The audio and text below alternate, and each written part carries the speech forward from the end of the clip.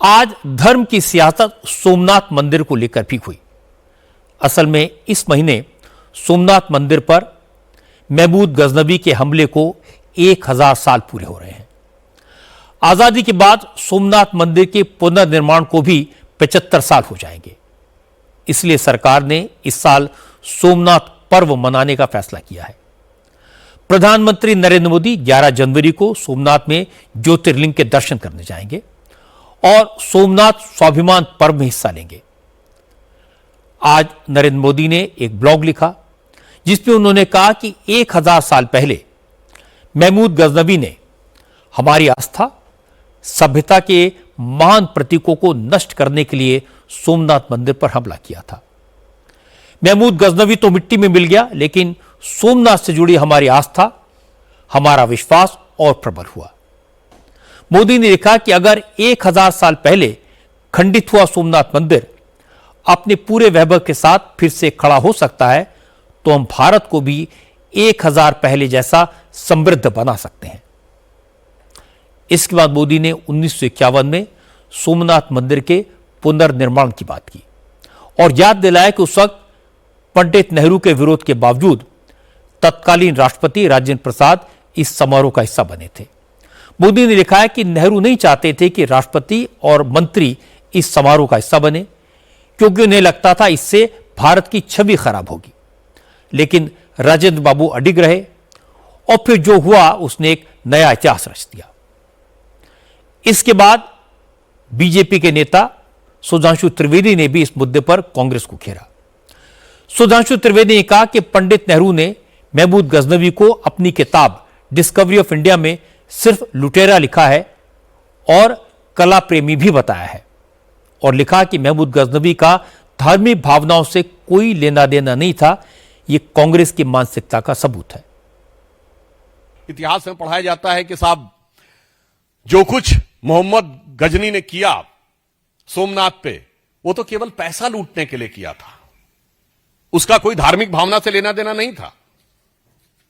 और इतना ही नहीं, और इसका स्रोत कहां से आता है? पंडित जवाहरलाल नेहरू की डिस्कवरी ऑफ इंडिया। यानी वो कोई धार्मिक उन्मादी नहीं था, वो तो पैसा कमाने के लिए आया था और उसके लिए भारत में आकर सिर्फ पैसा प्राप्त करना ही उसका उद्देश्य था।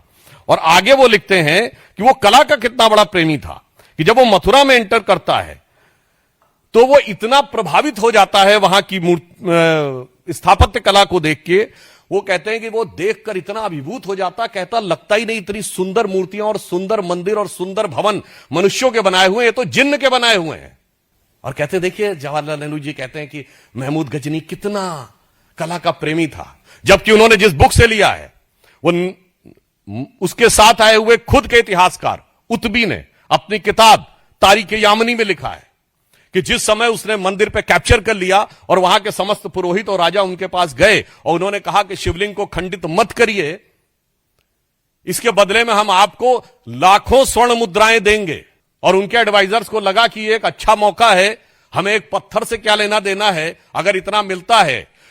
तो ये खुद महमूद गजनी के साथ आए हुए इतिहासकार, जिससे ये प्रेरणा ले रहे हैं नेहरू जी और उनके बाद उनके गोत्र के समस्त इतिहासकार, वो क्या लिखता है? कहता महमूद ने मना कर दिया।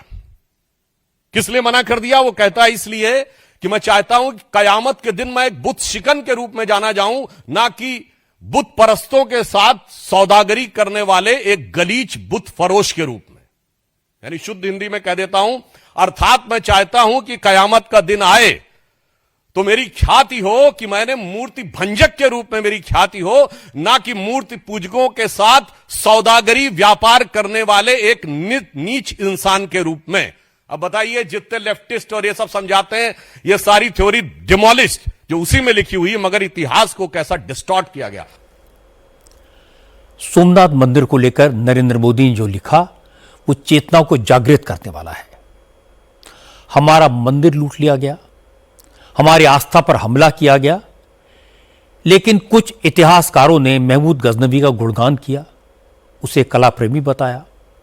जिस मंदिर के बारे में शास्त्रों में कहा गया कि सोमनाथ शिवलिंग के दर्शन से व्यक्ति अपने सभी पापों से मुक्त हो जाता है, जिस ज्योतिर्लिंग के प्रति देश में अपार श्रद्धा है, विश्वास है, उसके पुनर्निर्माण से कोई दूरी बनाए, ये तो और भी दुर्भाग्यपूर्ण है। प्रधानमंत्री मोदी ने सोमनाथ पर आक्रमण के 1000 वर्ष पूरा होने पर स्वाभिमान और साहस की गाथा याद दिलाई। ये लोगों को प्रेरणा देगा।